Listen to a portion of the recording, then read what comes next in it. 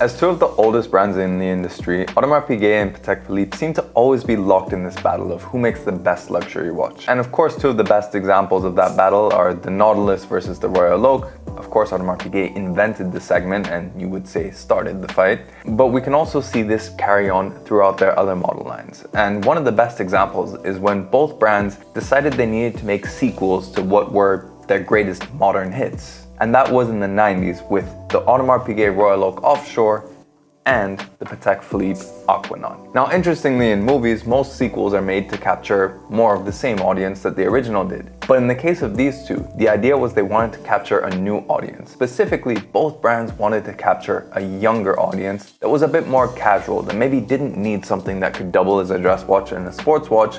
They just wanted a luxurious sports watch. Just get it. But the crazy thing is that both brands went about this in completely different ways. Starting out with the Audemars Piguet Royal Oak Offshore. When they introduced the Offshore in 1993, just 1 year late from releasing it on the Royal Oak's anniversary in 1992, the entire idea was they wanted to go bigger, bolder. Audemars Piguet essentially put the Royal Oak on steroids. And that's how we got the 42mm Offshore. The Offshore was designed to be more than just something that was a little bit less formal than the regular Royal Oak. The idea was that it was a show of masculinity.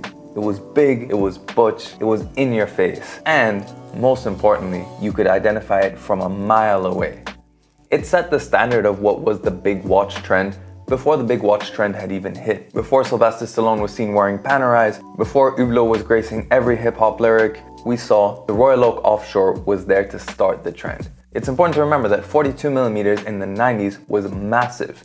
The Moonwatch was seen as a huge watch. This moved the scales and set the trend for essentially the next 20 years afterward. On the other end of the spectrum, just 4 years later, with history repeating itself in the same way that Patek Philippe joined the fight after Audemars Piguet, we had the Aquanaut. The Aquanaut, again, was an effort essentially to reach a younger crowd, but Patek Philippe didn't go big in the same way that the Offshore did. Instead, what they did is actually they made something that seemed a little bit more pared down compared to the regular Nautilus. While this is still a 41mm watch, so the sizing isn't that far off of the Nautilus, you can see it's still nice and slim, but how Patek approached the younger demographic was the idea that changed the bracelet. They changed it out for a textured rubber strap, taking an idea out of, ironically, Hublot's book from the 1980s with the MDM Genève Hublot, and this just gave the Aquanaut a little bit of a feel that it was really the sportier part of being a sports watch. It was something that you would take right away to the pool. It wasn't something that you would wear with a suit to kind of straddle both sides of formality. Instead, this was firmly your watch that you wore every day. Of course, the feeling of the wrist wasn't so much as being jewelry or a bracelet. It was much more, for lack of a better way to put it, a watch. It had regular lugs. The integration became seamless with the rubber strap in the later generations, as was this introduction of this sort of geometric pattern on the strap, which carries on to the dial itself, sort of looking a bit like a globe. This would of course be very appropriate when Patek started introducing the travel time complication to it a few years later. But one of the other curiosities about both of these is how the lines evolved. With the Aquanaut, Patek essentially had 2 generations of it, and both of them were relatively pared down when it comes to variations. A dial color here and there, they have introduced a bracelet version, and a few complications here and there. On the other hand, the Offshore embraced the idea that variety is the spice of life. During the 90s, there were about 20 different variations of the Royal Oak Offshore. From 2000 until 2010 though, there were over 135 variations. And to give a bit more context, in the first year of sale of the Offshore, they sold 61. Meanwhile, between that time, they had nearly double the amount of just variations, let alone the amount that they were selling.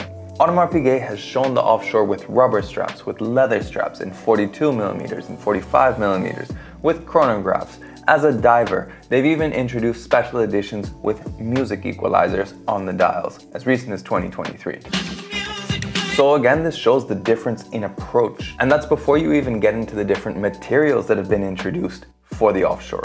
While the Aquanaut has been in steel, white gold, red gold, nothing too out of the ordinary, the Offshore has been introduced in everything from carbon fiber to nearly 500 grams of platinum, and again, everything in between. Audemars Piguet has embraced variety so much there is an Offshore for everyone. They even have Offshores as small as 38mm for ladies or for people who want a discreet offshore, as crazy as that may sound. And this shows that while the two were very much head-to-head when it came to the regular Royal Oak versus the Nautilus, both similar approaches, the same designer, as time passed, the two of them decided to diverge, and now we're in a situation where you really can get two very different evolutions of two previously related classics. And that's the beauty of this hobby, is that you can see these evolutions carrying on, and you can pick and choose really which one is going to be your next step. So let us know in the comments below, which of these two would you pick and why?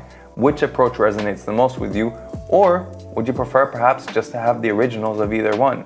Let us know in the comments below. If you want to see more Patek Philippe or Audemars Piguet content, then make sure you check out the playlist we have for both brands. And of course, if you want to see more watch videos every week, then make sure you subscribe to the channel and hit that notification bell as well so you know when the next video comes out. And if you're interested in either of these or any of the Patek Philippe or Audemars Piguet watches that we have in our collection, then make sure you check the links in the description below. Thanks for joining us on this quick exploration of the evolution of two iconic watches from two iconic brands. And we'll catch you on the next video.